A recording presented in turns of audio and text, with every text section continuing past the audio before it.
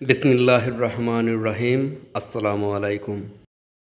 আজ থেকে সম্পূর্ণ এক নতুন সিরিজের সূচনা হচ্ছে, যার নাম হলো as above so below. As above so বিলোর অর্থ কী তা আমি এই সিরিজের ইন্ট্রোডাক্টরি ভিডিওতে বর্ণনা করে দিয়েছি। আর এটাও বলে দিয়েছি যে এই সিরিজের মধ্যে আমরা মহাবিশ্বের কিছু সিক্রেটসকে আমাদের চোখের সামনে উজাগর হতে দেখব। আর সেই সিক্রেটসগুলোর মধ্যে হতে প্রথম সিক্রেট হলো সিদরাতুল মুনতাহার সেই আজিমুসান গাছ, যেটা ষষ্ঠ আসমানের ওপর মজুদ রয়েছে। আর তাকে নিয়ে একটা বিশাল বড় রহস্য, যে তার শেকড় থেকে বের হওয়া পানি এক দরিয়া নদী হয়ে নিচে আমাদের জমিনে কিভাবে আসছে। তো ইনশাআল্লাহ শুরু করছি আমরা আজ থেকে এই সিরিজের প্রথম এপিসোড, যেটা আসলে একটা খুবই জবরদস্ত আর এক খুবই পাওয়ারফুল হাদিস থেকে শুরু হবে। কিন্তু আপনাদের সামনে সেই হাদিস তুলে ধরার আগে, সবার আগে আমরা এই সিরিজে ব্যবহৃত হতে যাওয়া কিছু বেসিক টার্মস ঠিক করে নিই, কারণ পরবর্তীতে এই টার্মসগুলো আমাদের খুব কাজে আসবে। সর্বপ্রথম একটা সিম্পল অথচ খুবই গুরুত্বপূর্ণ প্রশ্ন, যে দরিয়া তথা নদী আসলে কি, আর এটা এতটা গুরুত্বপূর্ণ কেন? যখন থেকে মানুষ এই দুনিয়াতে এসেছে, তিনটে বেসিক প্রয়োজন শুরু থেকেই তার সাথে আছে। আর সেই তিনটে জিনিস হলো খোরাক অর্থাৎ খাদ্য পানীয়, তারপর লিবাস অর্থাৎ পোশাক আশাক, আর তারপর বসবাসের স্থান অর্থাৎ মানুষের হ্যাবিট্যাট। কিন্তু এই তিনের মধ্যে তৃতীয়টা বাকি দুইয়ের তুলনায় খুবই গুরুত্বপূর্ণ, আর তা হলো বসবাসের স্থান অর্থাৎ হ্যাবিট্যাট। একটু ভাবুন যে যদি মানুষ ভুল হ্যাবিট্যাট বেছে নেয়, যদি সে ভুল স্থানে বসবাস করা শুরু করে দেয়, যেমন মরুভূমিতে, তাহলে সেখানে বাকি দুই জিনিস অর্থাৎ খোরাক ও লিবাস পাওয়া যাবে না। কারণ না মরুভূমিতে কিছু উদ্গত হয়, আর না সেখানে খুব বেশি শিকার পাওয়া যায় যাকে মেরে তার চামড়া কাজে লাগতে পারে। বাই দ্য ওয়ে, আজ তো আমরা পশুদের চামড়া থেকে শুধুমাত্র লাক্সারি প্রোডাক্টসই তৈরি করি, কিন্তু কোনো জামানায় অ্যানিম্যাল হাইডস অর্থাৎ পশুদের চামড়া জীবিত থাকার জন্য খুব বেশি প্রয়োজনীয় ছিল। মানুষ তা দিয়ে লিবাস তৈরি করত, ঘর তৈরি করত, এমনকি আল কোরআনের সূরা নহলেও এর ব্যবহারের প্রসঙ্গে একটা আয়াত এসেছে যে তিনিই তো হলেন আল্লাহ, যিনি তোমাদের জন্য পশুর চামড়ার ঘর তৈরি করে দিয়েছেন। তারপর একইভাবে যদি মানুষ পাহাড়ের শিখরে গিয়ে বসবাস শুরু করে দেয়, তো সেখানেও খোরাক আর লিবাস দুটোই খুবই রেয়ার, নায়াব। কারণ বরফে ঢাকা পাহাড়েও না বেশি কিছু উদ্গত হয়, আর না সেখানে শিকার পাওয়া যায়, আর যদি পাওয়াও যায় তো তাকে ধরা অতটা সহজ হয় না। আর এই হলো সেই সমস্ত অজুহাত যে মানুষের বসবাসের জন্য একটা বিশেষ স্থান তার খুবই বেশি পছন্দ হতে শুরু করলো, আর তা হলো ফ্রেশ ওয়াটার আর দরিয়াগুলোর কাছাকাছি কোনো স্থান। কারণ সেখানেই বহু কিছু উদ্গত হয় আর শিকারও অতি সহজে পাওয়া যায়। আর তাই যদি আপনারা ইতিহাসের বড় বড় সিভিলাইজেশনের দিকে তাকান, তো তাহলে দেখবেন যে সেগুলো কোনো না কোনো দরিয়ার কিনারায় আবাদ হয়েছে। যেমন চায়নার ইয়েলো রিভার, যেখানে মানুষ আজ থেকে 10,500 বছর আগেও বসবাস করত। আর আমি কোনো জঙ্গলি হিংস্র কবিলার কথা বলছি না, বরং এক সিভিলাইজড সোসাইটির কথা বলছি, এক সমাজ ব্যবস্থার রূপে বসবাসকারী মানুষ। এরূপটা আমরা এই জন্য জানতে পারি কারণ ইয়েলো নদীর কিনারায় 10,000 বছরের পুরাতন এক চাক্কির নিদর্শন পাওয়া গিয়েছে। চাক্কি অর্থাৎ পুরাতন জমানার সেই যন্ত্র যা মানুষ তখনকার দিনে শস্য দানা পিসাই করার জন্য ব্যবহার করত। এছাড়াও ইয়েলো রিভারের কিনারায় তাদের পোষা প্রাণী অর্থাৎ কুকুর ইত্যাদির হাড়ও পাওয়া গিয়েছে, যা থেকে এটা জানতে পারা যায় যে সেই মানুষগুলো দরিয়ার কিনারায় রীতিমতো একটা সভ্যতা, একটা সমাজের রূপে বসবাস করত। তারপর ইন্ডিয়ার গঙ্গা, যমুনা আর পাকিস্তানের দরিয়ায় সিন্ধ, এই সমস্ত নদীর কিনারায় 3,3, 6,6, 8,8 হাজার বছরের প্রাচীন শহর আবিষ্কৃত হয়েছে। পাকিস্তানের প্রদেশ বালুচিস্তানে একটা শহর আছে মেহেরগড়। সম্ভবত আপনাদের বেশিরভাগ মানুষই এর কথা শোনেননি, কিন্তু মেহেরগড় হলো সেই শহর যেখানে আজ থেকে 9,500 বছর আগেও কোনো প্রকারের কিছু মানুষ বসবাস করা শুরু করে দিয়েছিল। আর কেন? কারণ সেখান দিয়েও নদী বয়ে যাচ্ছে। নদী থেকে মানুষ সবসময় লাভই উঠিয়েছে। পান করার জন্য পানি, ফসল, পশুর জন্য পানি, তারপর সেই পানি থেকে ফ্রেশ মিট অর্থাৎ মাছ ইত্যাদি, পাত্র তৈরি করার জন্য নরম আর মসৃণ মাটি ইত্যাদি, তারপর পানি পান করার জন্য নদীতে আসা পশু পাখি আর তাদের শিকার, অর্থাৎ সেই সমস্ত জিনিস যেগুলো না মরুভূমিতে পাওয়া যায় আর না পাহাড়ের শিখরে। সেই সমস্ত জিনিস দরিয়াগুলোর কিনারায় অতি সহজে পাওয়া যায়। আর দরিয়া থেকে পাওয়া এই সমস্ত লাভের কোন ফলাফল বের হলো? তা হলো যে মানুষ নদীগুলোকে নিজেদের বন্ধু বলে মনে করা শুরু করলো। এমন এক বন্ধু, এমন এক মসিহা, যার ওপর তাদের জীবনের সব কিছু ডিপেন্ড করত। কিন্তু কিছু নদী এমনও আছে যেগুলো সারা দুনিয়াতে খ্যাতি অর্জন করেছে। আর তার একটা কারণ ছিল এটা যে সেই নদীগুলোর কিনারায় যে মানুষগুলো আবাদ ছিল তারা ইতিহাসে খুব নাম অর্জন করেছিল, তারা হিস্ট্রিতে খুব বেশি বিখ্যাত হয়েছিল। যেমন দরিয়ায়ে দজলা, দরিয়ায়ে ফোরাত, যাদের কথা আপনারা কোথাও না কোথাও অতি অবশ্যই শুনেছেন। এই দুই নদী মডার্ন ডে ইরাক, তুর্কি আর আশেপাশের কিছু দেশ দিয়ে প্রবাহিত হচ্ছে।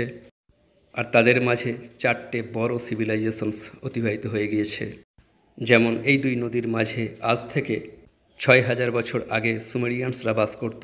আর আজকাল সুমেরিয়ান ট্যাবলেটসের কারণে তাদের নাম খুব বেশি শুনে থাকবেন। কিন্তু আপনারা কি জানেন যে সুমেরিয়ানসরা এমন 100টা জিনিস আবিষ্কার করেছিল যেগুলো আমরা আজও ব্যবহার করছি? যেমন ঘড়ি, সময়ের কনসেপ্ট, ম্যাথমেটিক্স, নক্ষত্রের জ্ঞান ইত্যাদি ইত্যাদি। কিন্তু এ দুটো ছাড়া আরেকটা নদীও আছে যার বিষয়ে সেই প্রত্যেকটা মানুষ জানে, যার ইতিহাসের অল্প একটু জ্ঞানও আছে। আর সেই দরিয়ার নাম হলো দরিয়ায়ে নীল, নীল নদ। এমন এক নদী যার কিনারায় সম্ভবত সবচেয়ে বিখ্যাত মানুষরা বসবাস করত, অর্থাৎ এনসেন্ট ইজিপসিয়ানস। এখন আমার পুরো বিশ্বাস যে আপনারা এনসেন্ট ইজিপসিয়ানসদের কথা আগে শুনেছেন, কারণ ওরাই তো হলো তারা যারা এহরামে মিশরের পিরামিডসগুলো তৈরি করেছিল। এখন সেই মানুষগুলো নীল নদীকে এক পবিত্র নদী বলে মনে করত, বরং তারা নীলকে এক দেবতার রূপ দিয়েছিল, যে দেবতার নাম ছিল হপি, অর্থাৎ ফসল আর দ্রব্যাদি তৈরির দেবতা। আর সে কোনো ছোটোখাটো নয়, বরং হপি ইজিপসিয়ান মিথোলজির এক বিশাল বড় দেবতা। আর আপনারা এখান থেকে আন্দাজ করুন যে 1980 মিশরের সরকার 5 পাউন্ড নোটের ওপরে হপির একটা ছবিও ছাপিয়েছিল। ঠিক একইভাবে ইরাকের অধিবাসীরা ফোরাতকে একটা পবিত্র নদী মনে করত। আর কথা আমরা এভাবে জানতে পারি যে সুমেরিয়ানসরা নিজেদের ট্যাবলেটসে এমবিলোলো নামক এক দেবতার উল্লেখ করছে, যে উন্নয়ন আর দ্রব্যাদির দেবতা। এখন এখানে একটা প্রশ্নের সৃষ্টি হয় যে তারা কি নীল আর ফোরাতকে শুধুমাত্র এ কারণে দেবতা বলে মনে করত যে সেখান থেকে তারা পানি পেত? সম্ভবত না। সেই মানুষগুলোর জন্য নীল আর ফোরাত এদের গুরুত্ব তার থেকেও খুব বেশি ছিল, কারণ তারা নীল আর ফোরাতের রীতিমতো উপাসনা করত। কিন্তু এখানে একটা বিষয় খুব স্পেশাল, আর তা হলো এটা যে স্রেফ এনসেন্ট ইজিপসিয়ানস বা সুমেরিয়ানসরাই নয়, এমনকি ইসলামেও এই দুই নদীর খুবই গুরুত্ব বর্ণনা করা হয়েছে। এমনকি এতটা গুরুত্ব যে যতটা গুরুত্ব হয়তো ইজিপসিয়ানস আর সুমেরিয়ানসরা নিজেরাও দেয়নি। ইসলামিক অ্যাকাউন্টস অনুযায়ী নীল আর ফোরাতের উল্লেখ কয়েকটা বড় বড় হাদিসে আছে, এমনকি মিরাজের ঘটনার হাদিসেও। আর এই কথাটা আপনারা সবাই জানেন যে মিরাজের ঘটনা ইসলামিক ইতিহাসে মহান ঘটনাগুলোর মধ্যে হতে একটা। আর এখন আমি আপনাদের সামনে সেই খুবই পাওয়ারফুল হাদিসটা রাখতে যাচ্ছি, যা মিরাজ আর ভিন্ন ভিন্ন হাদিসের একটা সামারি, একটা খুলাসা, একটা মূল কথা। এই সামারি সহিহ মুসলিম, সহিহ বুখারী, মুসনাদে আহমদ, জামিয়া তিরমিজি আর মিসকাত শরীফের 13টা হাদিসে মজুদ রয়েছে। আর এইসব হাদিসে নবী করিম সাল্লাল্লাহু আলাইহি সাল্লাম বলছেন যে মিরাজের রাতে আমাকে 7ম আসমানে নিয়ে যাওয়া হলো, আর ওখানে আমার জন্য সিদরাতুল মুনতাহাকে বুলন্দ করা হলো। সিদরাতুল মুনতাহা এক বিশাল বড় বেরি গাছ, যে যার শেকড় 6ষ্ঠ আর শাখা প্রশাখা 7ম আসমানে। সেই গাছের ফল এত বড় বড় যে যেমনটা হিজর এরিয়ার কলসি বা জ্বালা হয়ে থাকে, আর তার পাতা এমন যে যেন হাতির কান। তিনি আলাইহিসসালাম বললেন যে যখন আমি সিদরাতুল মুনতাহা পর্যন্ত পৌঁছালাম তো আল্লাহর আদেশ তাকে ঢেকে ফেলল। আর সেই গাছ ইয়াকুত, জমুর্দ আর তাদেরই মতো মতি আর বিভিন্ন জহরতে পরিবর্তিত হয়ে গেল। আর তার রং এমন হয়ে গেল যে আমি সেই রঙগুলোকেই জানি না। দুনিয়ার কোনো মাখলুক সেই গাছের রঙের সৌন্দর্যকে বর্ণনাই করতে পারবে না। আর তার চারদিকে সোনার তৈরি পতঙ্গ আর প্রজাপতি উড়ছিল। আর আমি দেখলাম যে সিদরাতুল মুনতাহার শেকড় থেকে 4টে দরিয়া বের হয়ে আসছে, যেগুলোর নাম ছিল সাইহান, জাইহান, নীল আর ফোরাত। সেগুলোর দুটো দরিয়া তো ছিল গুপ্ত, দৃষ্টির আড়ালে, আর অপর দুই নদী দেখতে পাওয়া যাচ্ছিল। যখন আমি ফেরেশতা জিব্রাইলকে এই নদীগুলোর বিষয়ে প্রশ্ন করলাম, তো সে আমাকে বলল যে সাইহান আর জাইহান এই দুটো অদৃশ্য দরিয়া, আর এখান থেকে গিয়ে জান্নাতে প্রকাশিত হচ্ছে। তবে নীল আর ফোরাত আপনার সেই দুনিয়াতে যাচ্ছে। সিদরাতুল মুনতাহা গাছ সমস্ত মাকলুকের জ্ঞানের সীমা। এটা বুলন্দি তথা উচ্চতর সেই সীমা যার আগে কোনো কিছুই যেতে পারে না।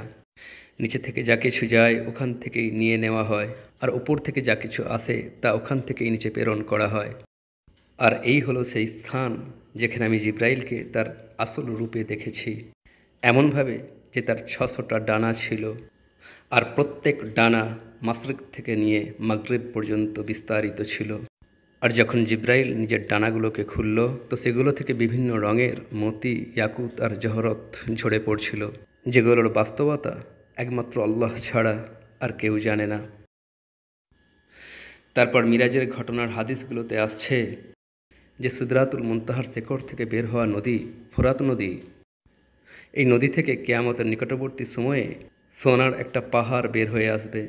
নদী এই খাজানার উপর থেকে একদিকে সরে যাবে, আর যখন মানুষ তার বিষয়ে শুনবে তো তারা সেই পাহাড়ের দিকে যেতে শুরু করবে। আর যারা পাহাড়ের কাছাকাছি থাকবে তারা বলবে যে যদি আমরা যারা আসছে তাদেরকে অনুমতি দিয়ে দিই তো তারা এর সমস্ত সোনা বের করে নিজেদের সাথে নিয়ে চলে যাবে, আর আমাদের এই পাহাড় শেষ হয়ে যাবে। আর তারপর এই বিষয়টা নিয়ে মানুষের মাঝে এক ভয়ানক যুদ্ধ হবে, এত দূর যে প্রত্যেক 100 জনের মধ্যে 99 জন মারা পড়বে। যদিও প্রত্যেক ব্যক্তি কথা ভাববে যে সম্ভবত সে রক্ষা পাওয়াদের দলভুক্ত হয়ে যাবে। তাই দেখো, তোমাদের মধ্যে যে কেউ সেখানে মজুদ থাকবে সে যেন সেখান থেকে কিছুই না নেয়।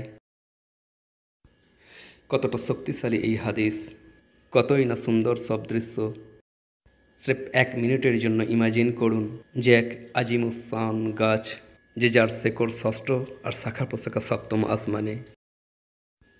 এমন এক গাছ যে যার চারদিকে সোনার তৈরি প্রজাপতি উড়ছে, আর যেই আল্লাহর আদেশ তাকে ঢেকে নেয় তো সেই গাছ হঠাৎ করেই ইয়াকুত, জমুর্দ আর মতিতে পরিবর্তিত হয়ে যাচ্ছে, আর তাও এমন সব রঙে যে কোনো মাখলুক সেই সব রঙের সৌন্দর্যকে কখনো বর্ণনাই করতে পারবে না।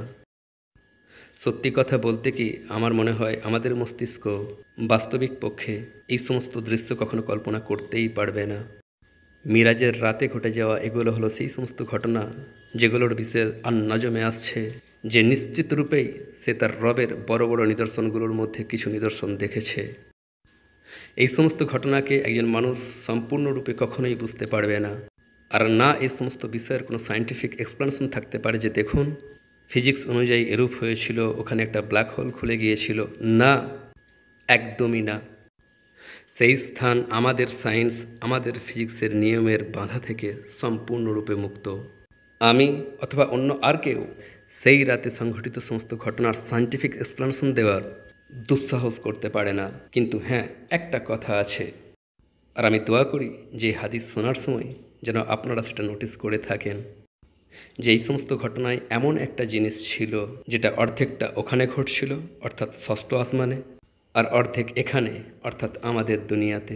খেয়াল করুন যে সিদরাতুল মুনতাহার শেকড় থেকে 4টে নদী বের হয়ে আসছে, আর এই 4টের মধ্যে 2টো নদী অর্থাৎ নীল আর ফোরাত আমাদের দুনিয়াতে আসছে। আর কিয়ামতের কাছাকাছি সময়ে এই দুইয়ের মধ্যে একটা নদীতে অর্থাৎ ফোরাত থেকে সোনার একটা পাহাড়ও বের হবে, যা নিয়ে কিয়ামতের নিকটবর্তী সময়ে এক ভয়ানক যুদ্ধ হবে। আর এখানেই এক বিশাল বড় প্রশ্নের সৃষ্টি হয় যে শেষ পর্যন্ত সেই নদী 6ষ্ঠ আসমানের উপর থেকে শুরু করে আমাদের দুনিয়ার নিচে পর্যন্ত কিভাবে পৌঁছাচ্ছে।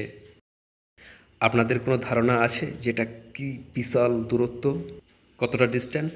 আমাদের ওপর প্রথম আসমান, তারপর দ্বিতীয় আসমান, তারপর তৃতীয়, আর এভাবে চলতে চলতে কোথায় 6ষ্ঠ আসমান, আর সেখান থেকে প্রবাহিত হয়ে পানি আমাদের দুনিয়াতে নীল আর ফোরাত হয়ে বয়ে যাচ্ছে কিভাবে? যতদূর আমরা নদীর বিষয়ে জানি, নদী তো পাহাড় থেকে বের হয়ে আসে, অর্থাৎ যেটা ঘটে যে পাহাড়ের ওপর বরফ পড়ে, আর যখন সেই বরফ গলে যায় তো পানি হয়ে নদীর রূপ ধারণ করে, আর তারপর সেই নদী এক দরিয়ার রূপ নেয়, আর তখন সেই দরিয়া বহু শহরকে স্পর্শ করে চলে যায়। তাহলে নীল আর ফোরাত আমাদের দুনিয়াতে কিভাবে আসছে, যেখানে কোনোভাবেই সেই দুই নদী আসমান থেকে আমরা নেমে আসতে দেখছি না? আর তারপর দ্বিতীয় প্রশ্ন, যে যখন ফোরাত থেকে সোনার সেই পাহাড় বের হবে, তো সেই পাহাড় নিয়ে মানুষ নিজেদের মধ্যে যুদ্ধ কেন করবে? যদিও সোনা তো আজও এই দুনিয়াতে মজুদ রয়েছে, বরং এই মুহূর্তে যখন আমি এই ভিডিও রেকর্ড করছি, দুনিয়াতে 2 লক্ষ টন কোয়ান্টিটির সোনা অলরেডি মজুদ রয়েছে। কিন্তু তার জন্য তো মানুষ একে অপরকে হত্যা করছে না। তাহলে সেই সোনায় এমন কি খাস বিষয় থাকবে যে মানুষ এতটা তীব্রভাবে লড়াই করবে যে প্রত্যেক 100 জনের মধ্যে 99 জন মারা পড়বে? কিন্তু যদি আপনারা গুপ্ত বিষয় পড়া শিখে যান, তাহলে আপনারা তৃতীয় একটা প্রশ্নও দেখতে পাবেন, যে নদী আর পাহাড়ের নিজেদের মধ্যে কি সম্পর্ক আছে। পাহাড়গুলো থেকে নদী বের হচ্ছে, আবার নদীগুলো থেকে পাহাড়। আবার পাহাড় তো এমনিতেই খুবই গুরুত্বপূর্ণ, কারণ ইসলামিক অ্যাকাউন্টসে অনেক স্থানে আপনারা পাহাড়ের উল্লেখ দেখতে পাবেন। আমি আপনাদের সামনে একটা লিস্ট রাখছি, আর আপনারা দেখুন যে ইসলামিক অ্যাকাউন্টসে পাহাড়ের উল্লেখ কতটা গুরুত্বপূর্ণ স্টাইলে হচ্ছে। যেমন সূরা হুদ, নূহ আলাইহিস সালামের নৌকা থামল পাহাড়ের উপরে। সূরা হুদ, নূহ আলাইহিস সালামের ছেলে বন্যা থেকে বাঁচার জন্য যাচ্ছিল পাহাড়ের দিকে। আল বাকারা, ইব্রাহিম আলাইহিস সালামের 4টে পাখি বেঁচে উঠল পাহাড়ের উপরে। আল কাসাস, মুসা আলাইহিস সালাম নবুয়ত পেলেন পাহাড়ের উপরে। আল আম্বিয়া, দাউদ আলাইহিস সালামের সাথে তসবিহ করনেওয়ালা কে ছিল? পাহাড়। আল কাহাফ, আসহাবে কাহাফ লুকালো পাহাড়ের এক গুহাতে। আল আহজাব, আল্লাহ তাআলা নিজের আমানতকে পেশ করলেন পাহাড়গুলোর উপরে। সহিহ বুখারী, ফেরেশতা জিবরাইল আপ আলাইহিস সালামের উপর প্রথম ওহী করলেন পাহাড়ে। বুখারী, কিয়ামতের নিকটে একমাত্র সেই মুসলিম রক্ষা পাবে যে চলে যাবে পাহাড়ের দিকে। মুসলিম, সেই 6 দিন যেগুলোর মহান আল্লাহ সম্পূর্ণ একটা দিন অর্থাৎ রবিবারকে সার্ভ করলেন কোন জিনিসের সৃষ্টির জন্য? পাহাড়সমূহের। মিসকাত শরীফ, ফেরেশতারা সৃষ্টিকে নিয়ে সারপ্রাইজ প্রকাশ করল কোন জিনিসের? পাহাড়সমূহের। মুসলিম, কিয়ামতের নিকটে মানুষ দাজ্জাল থেকে বেঁচে কোথায় যাবে? পাহাড়ের দিকে। সিলসিলাতুস সহিহা, ফিতনার জমানায় শান্তি পানেওয়ালা ব্যক্তি হবে সে যে বসবাস করবে কোথায়? পাহাড়ের উপরে। তিনি সাল্লাল্লাহু আলাইহি সাল্লামের উপর হামলার রাতে শায়াতিন কোথা থেকে নেমে নিচে এসেছিল? পাহাড়গুলো থেকে। পাহাড়গুলোতে কিছু না কিছু তো আছে, যে জন্য সেখানে এত আশ্চর্যজনক বিষয় ঘটতে থাকে। আজ থেকে হাজার বছর আগেও ঘটেছে, আর আজ থেকে বহু শতাব্দী পরেও ঘটবে। আর তাই দুটো বড় প্রশ্নের মাঝে লুকিয়ে থাকা তৃতীয় প্রশ্ন, যে পাহাড়গুলোতে এমন কি আছে, আর এরপর থেকে এখন আপনাদের সামনে আমি এই সমস্ত প্রশ্নের উত্তর রাখতে যাচ্ছি। ওকে, নীল আর ফোরাত এই দুটো নদী। আর নদী কাকে বলে? নদী এমন এক বহমান পানিকে বলা হয় যা সাধারণত পান করার যোগ্য হয়ে থাকে, অর্থাৎ সেই পানি যা কোনো না কোনো সোর্স থেকে বের হয়ে আর বইতে বইতে অন্য কোনো নদী বা কোনো ঝিল বা কোনো সমুদ্রে গিয়ে মিলিত হয়ে যায়।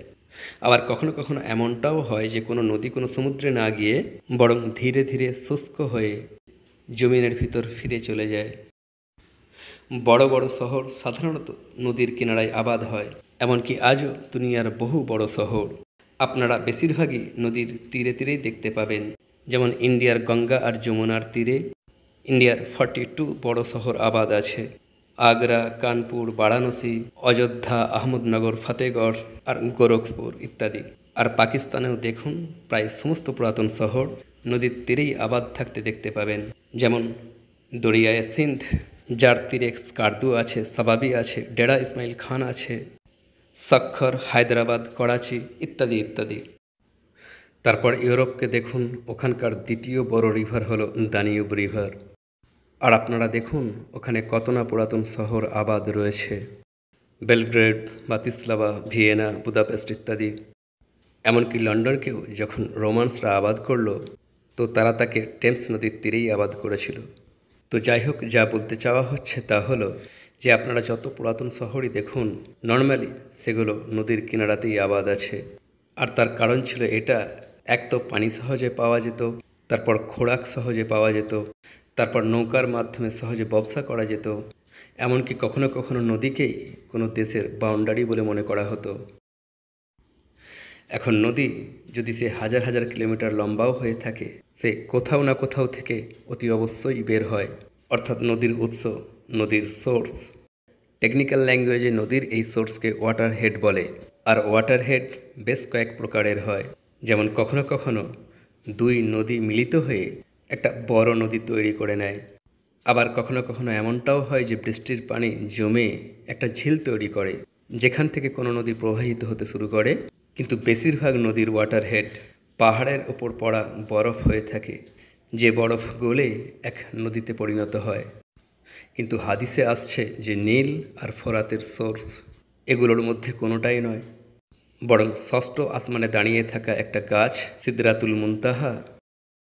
আর এখান থেকে আপনারা যাত্রা করতে যাচ্ছেন আমার সাথে এমন এক সফরে, যেখানে আমরা নদীগুলোকে ট্র্যাক করব আর দেখব বাস্তবেই কি নীল আর ফোরাতের সোর্স খুঁজতে খুঁজতে আমরা কি সিদরাতুল মুনতাহার শিখর পর্যন্ত পৌঁছাতে পারবো। আর তাই আসুন শুরু করি আমরা আমাদের এক খুবই ইন্টারেস্টিং সফর। এই দুই নদীর মধ্যে নীল, আফ্রিকার সবচেয়ে লম্বা নদী, ৬,৫০০ কিলোমিটার পর্যন্ত বইতে থাকা এই নদী ১১টা দেশের মধ্য দিয়ে প্রবাহিত হচ্ছে। বহু হাজার বছর ধরে বইতে থাকা এক নদী, যার কিনারায় এনসেন্ট ইজিপশিয়ানসরা বাস করত, আর যার মাধ্যমে মিশরের ফেরাউনরা বহু দূর প্রান্ত থেকে নৌকার মাধ্যমে ভিন্ন ভিন্ন রিসোর্সেস জড়ো করত, যেমন সুদানের খনি থেকে বের হওয়া সোনা, অথবা বহুদূর প্রান্তের ফসল, ফল, অথবা আনাজ ইত্যাদি সব কিছুই নৌকার মাধ্যমে নীল নদীর ওপর দিয়ে ভাসতে ভাসতে ফেরাউনের প্রাসাদের শহর মেমফিস পর্যন্ত চলে আসত। আপনারা হয়তো একথা জেনে অবাক হয়ে যাবেন যে প্রায় সমগ্র মিশরের মানুষ শুধুমাত্র নীল নদীর তীরেই বসবাস করে, আর মিশরের প্রায় সমস্ত চাষ আবাদ নির্ভর করে নীল নদীর উপরেই। আর এই সব কিছু দেখে একথা সহজেই বোঝা যায় যে কেন এনসেন্ট ইজিপশিয়ানসরা নীল নদীকে একটা দেবতা বলে মনে করতে শুরু করেছিল। কিন্তু আমাদের উদ্দেশ্য নীলের সোর্স পর্যন্ত পৌঁছানো, আর সেই উদ্দেশ্যে আমি আপনাদের সাথে সাথে নীলকে ট্র্যাক করব, যাতে করে আমরা জেনে নিতে পারি যে নীল কোথা থেকে বের হচ্ছে। আমাদের এই সফর আমরা খুবই সিম্পল স্টাইলে শুরু করব। আমরা নীলের তীর ধরে চলতে চলতে তার সোর্সের দিকে যেতে থাকব। আর যদি আমরা আমাদের সফরে সফল হই, তো নিয়ম অনুযায়ী তাহলে আমাদের সিদরাতুল মুনতাহার শিখর থেকে বের হওয়ার কথা। কিন্তু এটা ভাববেন না যে আমাদের আগে কেউ কখনো নীলের সোর্স খোঁজার চেষ্টা করেনি। বেশ কয়েকবার আমাদের আগেও নীলের সোর্স খোঁজার চেষ্টা করা হয়েছে, যেমন 1902-এ একজন আমেরিকান এক্সপ্লোরার আর তার নরওয়েয়ান বন্ধু প্রথম সিরিয়াস প্রচেষ্টা করেছিল। তারা যেটা করেছিল তা হলো নীলের সর্বশেষ দেশ অর্থাৎ মিশর থেকে নৌকায় বসলো আর আপস্ট্রিমের দিকে সফর শুরু করলো, অর্থাৎ সেই দিকে যেদিক থেকে নদী বয়ে আসছিল। তারা নৌকায় বসলো আর তা চালানো শুরু করলো। কিন্তু রাস্তায় একজন মেম্বারের নৌকা নদী ভেঙে দিল, আর অপরজনের রাস্তা রুখে দিল র্যাপিডস নিজেই, অর্থাৎ নদীর সেই স্থান যেখানে পানি সাডেনলি প্রবল বেগে বইতে শুরু করে দেয়। এরপর দ্বিতীয় প্রচেষ্টা হয়েছিল 1905-এ, আর এইবার তারা এক ভিন্ন মেথোডোলজি কাজে লাগানোর কথা ভাবলো। তারা যেটা ভাবলো তা হলো নৌকায় বসে আপস্ট্রিমে সফর করার পরিবর্তে তারা নদীর তীরে নদীর সাথে সাথেই চলা শুরু করলো। কিন্তু প্র্যাকটিক্যালি এই তরিকাটা অতটা সহজ ছিল না, কারণ জমিনের বুকে তৈরি হওয়া রাস্তাতে তাদেরকে বহু প্রকারের কাঠিন্যের সম্মুখীন হতে হচ্ছিল। রাস্তাতে মাঝে মাঝেই জঙ্গলি পশু তাদেরকে আক্রমণ করে বসত, যেমন হিপ্পোপটামাস, অথবা নীলের কুমির বা আফ্রিকান লায়ন ইত্যাদি। অথবা রাস্তাতে মাঝে মাঝে এই জমিন খুব বেশি খারাপ হয়ে যেত, এতটাই খারাপ যে তার উপর দিয়ে সফর করা খুবই কঠিন হয়ে পড়ত। রাস্তায় জলাশয় এসে যাচ্ছিল, কত কিছু। তো যাই হোক, কোনো না কোনোভাবে তারা ইথিওপিয়া পর্যন্ত সফর করে তো নিল, কিন্তু সেখানে পৌঁছে তারা নিজেদের ডায়েরিজ আর জার্নালসে অবাক হয়ে লিখছে যে বিশ্বাস করতে পারছি না যে আমরা দুনিয়ার সবচেয়ে বিখ্যাত নদীর সোর্স পর্যন্ত পৌঁছাতে পারছি না। সেই নদী, যে নদীকে মানুষ হাজার হাজার বছর ধরে জানে। তারপর তারা নীলকে নিয়ে একটা বইও লিখেছিল, যেটা নিয়ে পরবর্তীতে একটা ডকুমেন্টারিও তৈরি হয়েছিল, the mysteries of the Nile. কিন্তু আজ আমাদের কাছে একটা খুবই খাস টেকনোলজি আছে, এমন এক টেকনোলজি যা ওদের কাছে ছিল না। আর আজ এই সফরে সেই টেকনোলজি আমাদের খুব বেশি কাজে লাগবে, স্যাটেলাইট টেকনোলজি। স্যাটেলাইটকে কাজে লাগিয়ে এখন আমরা নীলকে আসমান থেকে দেখতে পারি, তাকে রিভার্স ট্র্যাক করতে পারি।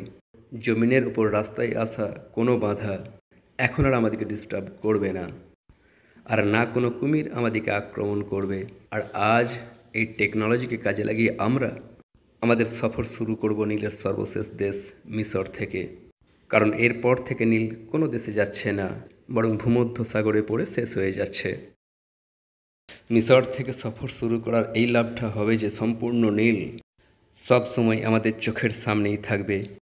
এখন মিশরের উপর দিয়ে নীলের স্যাটেলাইট ট্র্যাকিংয়ে কোনো সমস্যা হয় না, কারণ সম্পূর্ণ নীল শুধুমাত্র একটা নদী হয়েই প্রবাহিত হচ্ছে। নিশ্চিন্তে শান্তিতে আসমান দিয়ে উড়তে উড়তে আমরা নীলের প্রবাহ দেখছি। এমনকি বর্ডার ক্রস করে আমরা ইজিপ্ট থেকে সুদানে প্রবেশ করে গেলাম, আর নীল তো আমাদের চোখের সামনেই আছে। কিন্তু সুদানের শহর খার্তুম পৌঁছে একটা ছোট্ট প্রবলেম সামনে উঠে আসছে। আপনারা দেখবেন যে খার্তুমের এক দ্বীপ তুতি আইল্যান্ডে নীল নদী স্প্লিট হয়ে দুটো নদীতে বিভক্ত হয়ে যাচ্ছে। অথবা এভাবে বলুন যে এখানে দুটো নদী মিলিত হয়ে সামনের দিকের একটা নীল তৈরি করছে। এখানে নীলের দুটো সোর্স তৈরি হয়ে যাচ্ছে, অর্থাৎ দুটো নদী একযোগে নীলে নিজেদের পানি ঢালছে। এখন এই দুটোর একটাকে তো ব্লু নাইল বলা হয়, আর অপর নদীর নাম হলো হোয়াইট নাইল। এখন আপনারা স্যাটেলাইট ইমেজারি থেকে দেখতে পারেন যে ব্লু নাইল নীলেতে খুবই অল্প পানি ঢালছে, আর সেখানে নীলের আসল পানি আসছে হোয়াইট নীল থেকে। কিন্তু তা সত্ত্বেও এই লেভেলের রিসার্চ এই ডিমান্ডটা করে যে আমরা কোনো ছোটোর থেকে ছোট ডিটেলস এড়িয়ে যেতে পারি না। তাই আমি ব্লু নাইল সোর্সকেও খোঁজ করলাম, যাতে করে জানতে পারা যায় যে সে কোথা থেকে আসছে। কারণ অতি অল্প হলেও ঠিক আছে, ব্লু নাইল তো নীলের একটা সোর্স। আর আমি জানতে পারলাম যে ব্লু নাইল আসলে ইথিওপিয়ার একটা ঝিল লেক তানা থেকে বের হচ্ছে, কিন্তু নীলের আসল পানি আসে হোয়াইট নাইল থেকে। আর তাই ব্লু নাইলের পর আমি হোয়াইট নাইলকে ট্রেস করা শুরু করলাম, আর শেষ পর্যন্ত সেই কথাটা বুঝতে পারলাম যে আজ পর্যন্ত কেন নীলের সোর্স খুঁজে বের করা এতটা কঠিন কেন। দেখুন, যে ম্যাপটা এই মুহূর্তে ভিডিওতে আপনারা দেখছেন, এটা আমি অনেক পরিশ্রমে মার্ক করেছি।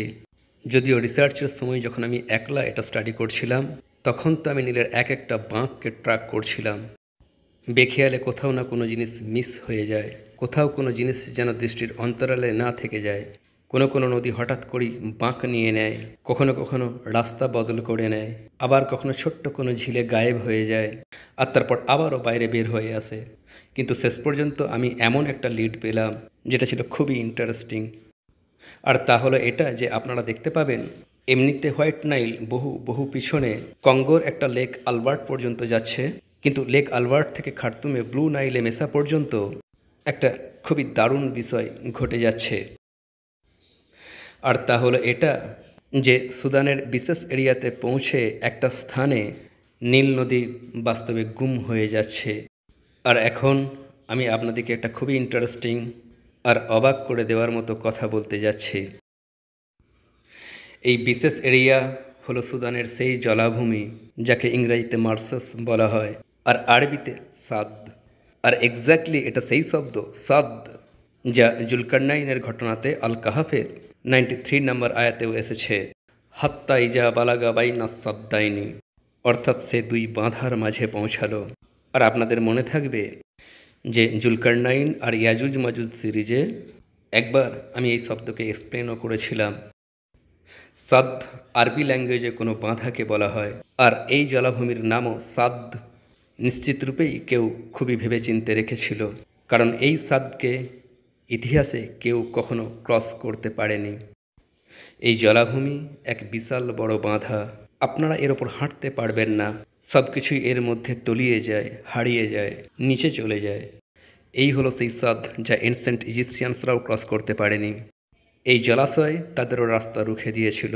আর আমি আপনাদেরকে বলেছিলাম যে এই জলাভূমিই হলো সেই কারণ যে জন্য ফেরাউন কখনো মিশরের বাইরেই বের হতে পারেনি। এই জলাভূমি তাদের সেনাবাহিনীকে রুখে দিয়েছিল, আর এটাই ছিল সেই জলাভূমি যা রোমান আর্মিজকেও আফ্রিকাতে প্রবেশ করতে দেয়নি। আর ঊনবিংশ শতাব্দীতে যখন ইউরোপের এক্সপ্লোরাররা পুরোপুরি আমাদের মতো নীলের সোর্স খুঁজতে শুরু করলো, আর যখন তারা এই জলাভূমিতে পৌঁছে গেল আর এখান থেকে আগে যেতে পারলো না, তখন তারা এই স্থানের একটা নাম দিয়েছিল দ্য ডার্কেস্ট আফ্রিকা, অর্থাৎ আফ্রিকার অন্ধকারতম অংশ, সেই অংশ যা সম্পূর্ণরূপে রহস্যের অন্ধকারে ডুবে রয়েছে, আফ্রিকার সবচেয়ে কম আবিষ্কৃত এরিয়া। আর এখন মজার কথা শুনুন, যে নীলের সাথে যে সমস্ত বিষয় সাদ এর এই জলাভূমিতে ঘটছে, সেসব নীলের সম্পূর্ণ কোর্সের মাঝে তার সাথে আর কোথাও ঘটছে না। যেমন প্রথম বিষয়, যে সাদ এর জলাভূমিতে নীল পুরোপুরি হারিয়ে যাচ্ছে, কারণ এই জলাভূমির সাইজও এক থাকে না। সাধারণ কোনো ঋতুতে এই জলাভূমি শুধুমাত্র 30,000 স্কোয়ার কিলোমিটার পর্যন্ত বড় হয়ে থাকে, কিন্তু বর্ষাকালে এই জলাভূমি 1,00,000 আরও 30,000 স্কোয়ার কিলোমিটার পর্যন্ত বড় হয়ে যায়। আর তাতে এত পানি চলে আসে যে নীল তাতে কোথাও হারিয়ে যায়। আর এজন্য আজ পর্যন্ত কোনো জিওলজিস্ট, কোনো হাইড্রোলজিস্ট, তারা যারা জমিন আর নদীকে স্টাডি করে, আজ পর্যন্ত এটা বলতে পারেনি যে নীল শেষ পর্যন্ত কোথা থেকে বের হচ্ছে, লেক অ্যালবার্ট থেকে নাকি এই জলাভূমি থেকে। এমনকি লেক অ্যালবার্টও স্রেফ একটা ছোট্ট সোর্স, আর তাতে এতটা পানি থাকে না যে 6,000 কিলোমিটার লম্বা নীলকে জন্ম দিতে পারে।